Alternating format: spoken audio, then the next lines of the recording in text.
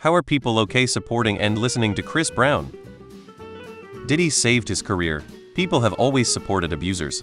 Conor McGregor, Harvey Weinstein, Kobe Bryant, Mike Tyson, abusers who were talented will always get a pass for decades at least. Probably the same way you're okay with wearing clothes and using phones made through child slavery. The crazy thing is he hasn't even shown genuine remorse.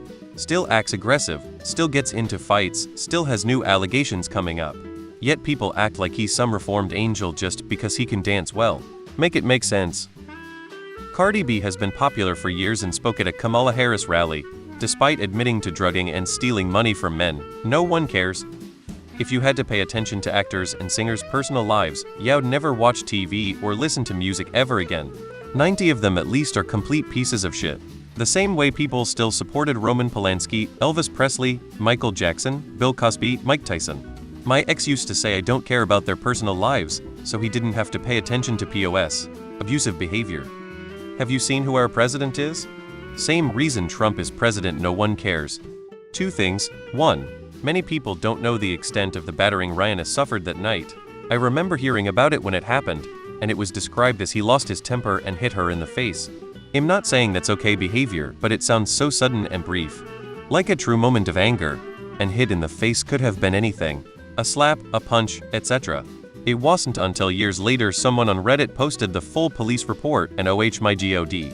What actually happened versus what the media reported is chillingly different. How long it went on, the repeated blows, him strangling her with her seatbelt, her trying to call her assistant for help. 2. People make excuses. I saw this pop up on FB and people were legit like, well, it's all hearsay. There's no proof that he did those things or they were both shitty people. She wasn't an angel either.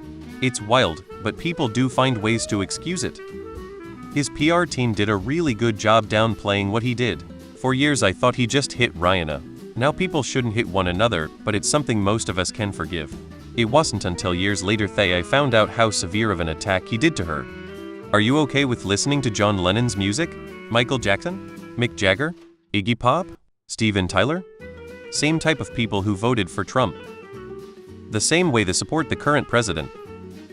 It's pretty simple. If Rihanna doesn't care, why should I?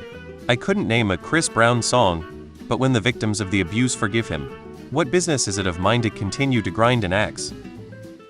Well, I guess you found your own answer. Talent excuses shitty behavior. It may not be talent you appreciate or like, but he has talent nonetheless, just for a different audience. The people he entertains is probably normalized to abusive behavior.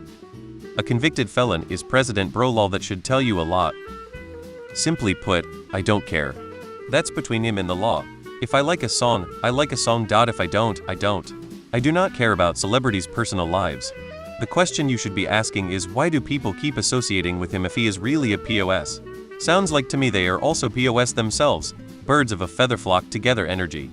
Worry about your own life and your loved ones. They need you more than Chris Brown's fan base.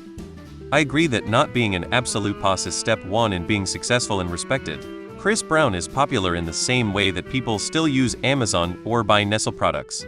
They enjoy a product or service more than they dislike the negatives.